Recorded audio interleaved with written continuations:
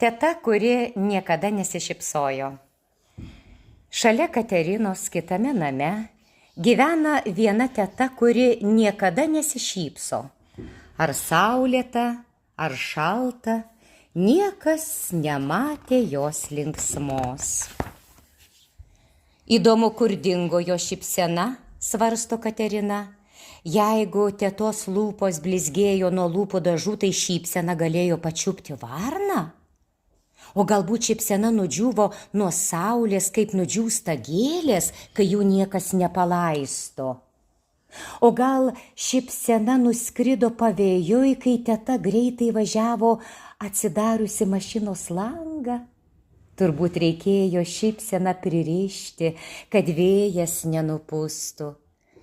Gal vargšiukė tebeskraido, neprisivydama tetos lūpų.